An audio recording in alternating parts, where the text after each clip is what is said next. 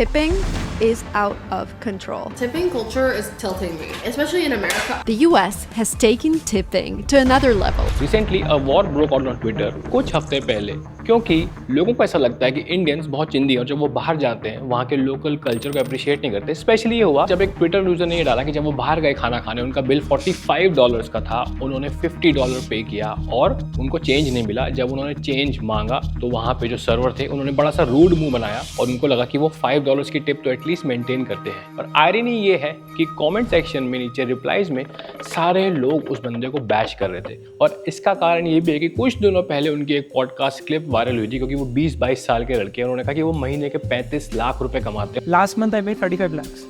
तू 35 लाख रुपए कमा रहा महीने के पिछले महीने। जब वो 35 लाख रुपए कमा सकते हैं तो $5, $10, $15 की टिप तो बनती ही बनती है। और जो भी लोग ट्रोल कर रहे थे मोस्टली उसमें से लोग इंडियन थे या इंडियन ओरिजिन के थे। Now to a trend that some believe is getting out of hand, tipflation. Americans are suffering from so-called tipflation. You're feeling this change and Americans are very divided over it. Many say they are feeling the pinch from tipping fatigue. Tipping, to tip or not to tip? That appears to be the question yet again as tipping options pop up in new places. Have you seen it? Let me explain to you what is tipping. जब भी आप बाहर खाना खाने जाते हैं किसी बड़े रेस्टोरेंट में, मान लीजिए आपका बिल 5,000 रुपए आया, तो आप उस वेटर को टिप करते हैं। टिपिंग का कल्चर छोटे रेस्टोरेंट्स में, ढाबों में, जब आप नुक्कड़ पे चाय पीते हैं, कॉफी पीते हैं, उसमें नहीं आता। जब आप 20 रुपए की चाय पीते हैं कटिंग, उसमें कोई टिप नहीं होती। वहाँ जब 20 रुपए की कटिंग चाय पिला रहा है वो बंदा, आपसे कितना भी कर्टियस हो जाए, कितने भी अच्छे से बात कर ले, आपको कितनी भी अच्छी सर्विस दे, आपका गंदा स्टूल है उसको अपने गमछे से साफ कर रहा है, बैठा रहा है, उसकी कोई टिप नहीं होती। लेकिन जब आप एक बड़े रेस्टोरेंट में जाते हैं जहाँ महंगा सामान मिलता है, वहाँ पे आपको टिपिंग करने का ऑब्लिगेशन बहुत जोर से आता है। और ऐसा इसलिए भी क्योंकि जो टिपिंग कल्चर है वो अमीरों ने, एफ्लुएंट ने, people who have extra money to spend, उन लोगों ने स्टैब्लिश किया है। देखिए, जब आप एक बड़े रेस्टोरेंट में जाते हैं जहाँ पे 600, 800, 1000 रुपए तक की एक कॉफी मिलती है, वहाँ पे the cost of coffee includes the lavish hall you are sitting in, the lavish couch you are sitting in, वहाँ का इंटीरियर्स, वहाँ जब आप जाते हैं गाड़ी पार्क करते हैं, एक बंदा आपको वैले सर्विस देता है, गेट पे 3-4 लोग आपको good morning, good afternoon wish करते हैं, बढ़िया महंगे कप्स में आता है। That everything is inbuilt into the cost of that coffee which is 600 to 800 rupees. लेकिन जब आप एक नुक्कड़ पे चाय पीते हैं 20 रुपए की, वहाँ सिर्फ आप उस चाय का पैसा दे रहे होते हैं। लेकिन फिर भी आप देखेंगे जो लोग महंगी चाय कॉफी पीते हैं वो उसके ऊपर से भी टिप देते हैं।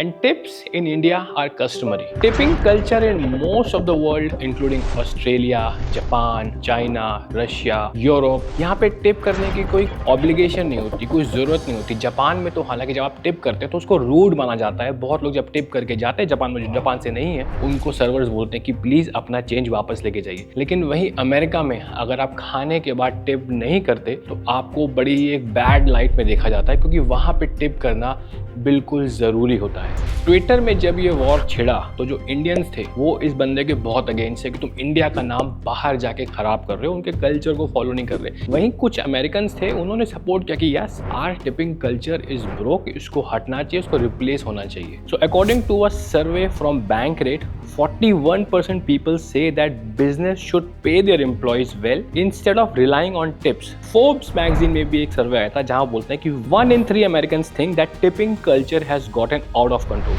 Bankrate का भाई 2023 का एक और सर्वे है जहां बोलते हैं कि 66% Americans have a negative view of tipping, और जिसमें से Gen Z are the least among tippers.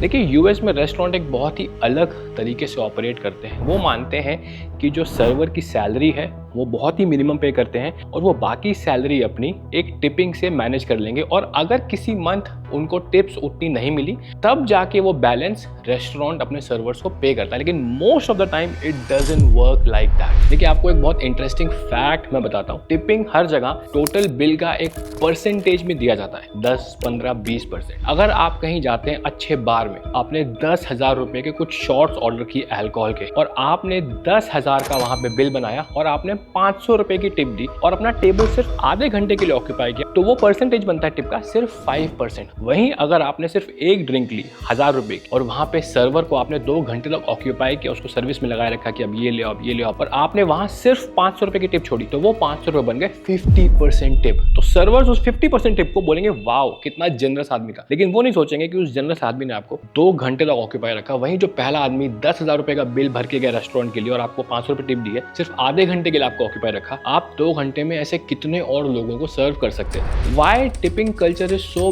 Big in America? देखिए रेस्टोरेंट्स अपने सर्वर्स को वहाँ बहुत कम पे करते हैं, that is why they have to rely on tips, क्योंकि अगर वो टिप्स नहीं लेंगे तो उनकी मंथली सैलरी नहीं आ पाएगी, वो अपने रेंट नहीं दे पाएंगे, अगर उनके बच्चे हैं उनकी स्कूल की फीस नहीं दे पाएंगे, अपने बिल्स नहीं भर पाएंगे। How is it that you've got the largest and fastest growing industry proliferating the absolute lowest paying jobs? It is because of the power of a group called the National Restaurant Association, which we call the Other NRA. Under the leadership of Herman Cain, they struck a deal with Congress that many people don't know about, where they said we, the Other NRA, will not oppose an increase in the overall minimum wage as long as the minimum wage for tipped workers stays frozen forever. तो इसीलिए US में जो servers हैं, they are stuck between the customers and the restaurant. उनको पता ही नहीं होता कि उनकी सैलरी कहाँ से आएगी मंथ एंड में, क्या वो रेस्टोरेंट पूरी करेगा या वो कस्टमर से टिप एक्सपेक्ट कर रहे हैं। अगर कस्टमर ने टिप दी थी तो वो रेस्टोरेंट्स की ओर देखते हैं कि रेस्टोरेंट सब पूरी करेगा, रेस्टोरेंट्स कहता है कि हम इतना ही पे करेंगे, आप अच्छी सर्विस दीजिए ताकि लोग आपको टिप दें। Let's get into the most interesting part कि टिपिंग का कल्चर स्टार्ट कैसे हुआ। देखिए अमेरिकन जो एफ्लुएंट थे वो यूरोप ट्रैवल करते थे और ये टिपिंग का कल्चर यूरोप में चलता था, जहाँ पे स्लेव्स जो थे उनको वर्कर्स की तरह ट्रीट किया जाता था और वर्कर क्लास में सिर्फ स्लेव थे जो कि ब्लैक इन कलर थे, तो उनके साथ रेसिज्म होता था और उनको बिना सैलरी के वहाँ काम करवाते थे एज अ स्लेव। और जो बहुत अमीर लोग होते थे, जब उनको दया आ जाती थी तो उनको वो कुछ पैसे देते थे टिपिंग के तौर पे। तो बहुत सारे अमेरिकन ब्यूरोक्रेट, एरिस्टोक्रेट जो बहुत वेल्दी थे, वो जब यूरोप में गए तो उनको एक कल्चर बहुत पसंद आया और उसको वो अमेरिका में लेके आए। अराउंड 1800 में स्टार्ट हुआ था यूएस में कल्चर वेस्टर्न कोस्ट पे। तो यूएस में जो रेलवेज थी, रेलवेज में ब्लैक मेन काम करते थे, तो रेस्टोरेंट्स में ब्लैक विमेन काम करती थी, उनको भी ये same treatment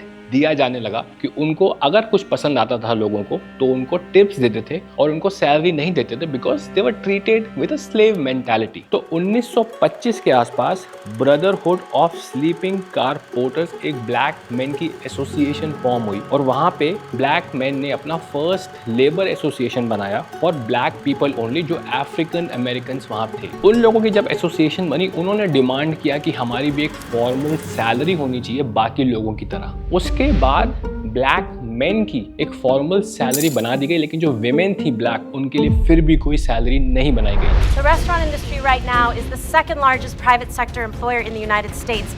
1 in 12 Americans right now works in the restaurant industry. Over 10 million workers, and yet it happens to be the absolute lowest paying employer in the United States. 1938 में एक नया law pass किया गया minimum wage का for everyone but except for black workers. इसको बोलते हैं the new deal, जहाँ पे minimum wage per hour 25 cents declare की गई थी। बट इसमें भी जो टिप्ड वर्कर्स थे उनको कोई सैलरी नहीं दी गई, क्योंकि ये माना जाता था कि टिप्ड वर्कर्स को जो टिप मिल रही है उन्हीं से उनका काम चल जाए। ये लॉ अपग्रेड होते होते 1991 में जब दोबारा से ये लॉ को अपग्रेड किया गया, तब टिप्ड वर्कर्स को एक मिनिमम वेज दी गई जो कि थी $2.13 और आज भी यही मिनिमम वेज यूएस में रेस्टोरेंट वर्कर्स और सर्वर्स को दी जाती है। सो जो टिपिंग का कल्चर है बेसिकली स्लेवरी से निकला है और आज इस सर्वर इंडस्ट्री में ब्लैक्स, वाइट्स, एशियंस, अफ्रीकन सारे लोग काम करते हैं और ये स्लेवरी कल्चर को आगे ले जाके इसको एक नाम दे दिया गया है टिपिंग इंडस्ट्री का। लेकिन जैसे जैसे इंटरनेट की एज आ रही है, डिजिटाइजेशन का जमाना आ रहा है, टिपिंग इंडस्ट्री में एक और बड़ी दिक्कत आ रही है। पहले जब हम किसी भी रेस्टोरेंट में जाते थे, वहाँ पे एक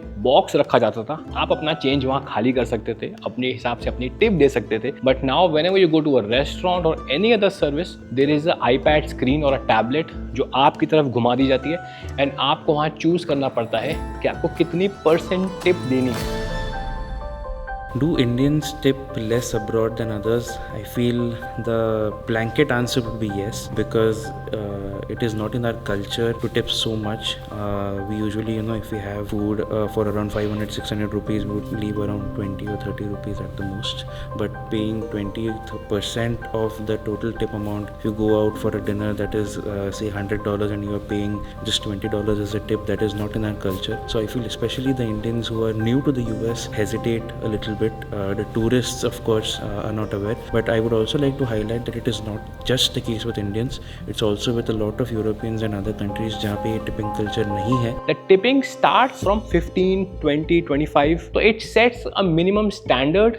What minimum tips are other people paying? अगर आपको 10% या 5% पे करना है तो it becomes embarrassing. अगर आपके पीछे लाइन लगी हुई है तो ये आपके लिए बहुत embarrassing होगा उसको अदर ऑप्शन सेलेक्ट करके इसमें नो टिप या 10% टिप एंटर करना, because you think that is the normal range what other people are tipping. जब आपके सामने एक बॉक्स रखा जाता था तो आपके पास एक चॉइस होती थी ओमिशन की, not putting some money into that box और ओमिटिंग दैट एक्ट आप टिप अवॉइड कर सकते थे। But now there is a act of commission, you have to actively go select other and select no tip, and that gives rise to guilty tipping. The thing they do now is they turn the screen towards you, so you kind of feel compelled to give something. Right. It's very weird because we don't pay any tips in Korea and Asia or even Europe, but in the United States, especially New York, it's so high. It's almost 20 is normal. Do I feel obligated to tip more, especially when someone flashes that screen,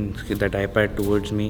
That would happen a lot initially when this technology had just come out, and even I wasn't aware of it. I have a lot of friends who have tipped 15 to 20% even on takeout orders. देखिए, landing tree ने एक सर्वे किया था जहां ये पाया गया कि 24% लोग ऐसे हैं जो प्रेशर फील करते हैं जब उनके सामने एक स्क्रीन दिखाई जाती है टिप करने के लिए। 41% पीपल ऐसे हैं जिन्होंने अपनी शॉपिंग हैबिट्स चेंज कर दी because of the guilty tipping pressure they feel when they go out. देखिए, एक बड़े इंपॉर्टेंट एस्पेक्ट के बारे में बात कर लेते हैं, which is the NRA, national restaurant association. जितने भी रेस्टोरेंट्स अमेरिका में काम करते हैं वो NRA के अंडर आते हैं, और ऐसा बोलते हैं NRA रेगुलेट करता है वहां पे सैलरीज और टिपिंग का क्या रेशियो रहेगा। और ऐसा बोलते हैं कि NRA जो है एक लॉबी है और जो काम करती है, NRA फंड करती है कुछ ऐसे लोगों को जिनका लॉ मेकिंग में भी थोड़ा बहुत योगदान रहता है। तो NRA ये कल्चर टिपिंग का जाए ये कभी नहीं चाहता, और ऐसा बहुत मुश्किल लगता है अमेरिका में आने वाले दिनों में। Should tipped workers get a full minimum wage? Should people, regardless of race and gender, get a full minimum wage when they work? People overwhelmingly say yes.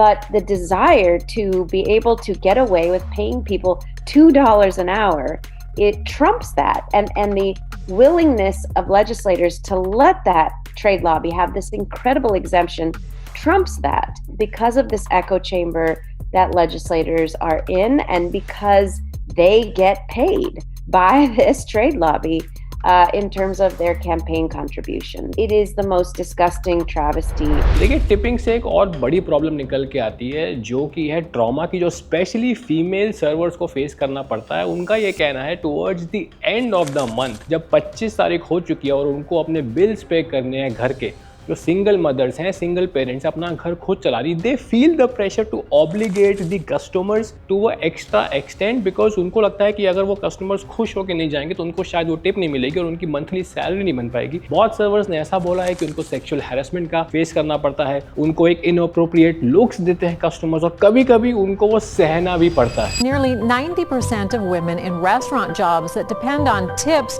report being bothered at work by some form of sexual harassment. Based on the pleasure of a customer and whether you've let, as a woman, that customer touch you or look at you in a certain way, you are so entirely reliant on the mercy of those people who pay your tips, who pay your wages, which, by the way, is not your employer. तो guys, आपका क्या मानना है, जब आप किसी ऐसे देश जाते हैं जहाँ पे टिपिंग का इतना बड़ा कल्चर है, क्या आपको वहाँ पे टिप देना चाहिए, या आपको ऐसा लगता है जो वहाँ के लॉज हैं वो फिक्स कर देने चाहिए, ताकि जो एक बंदा काम कर रहा है सर्विस इंडस्ट्री में, उसकी जो सैलरी है, उसकी जो मेहनत है, उसको ये ना लगे कि क्या मैं टिप से लूंगा या फिर रेस्टोरेंट से लूंगा, और वो एक हैंगिंग सिचुएशन में आ जाता है। बहुत लोग ऐसा मानते हैं कि अमेरिका को अपने रूल्स फिक्स करने चाहिए, जहां पे बाकी इंडस्ट्री की जो सैलरी है आर्ली वो फिक्स्ड है, रेस्टोरेंट में जो सर्वर्स हैं उनकी सैलरी भी एक फिक्स कर देनी चाहिए, और टिपिंग सिर्फ वैसा होना चाहिए जैसा रेस्ट ऑफ द वर्ल्ड में एग्जिस्ट करता है। Thank you for watching this video and let me know your comments.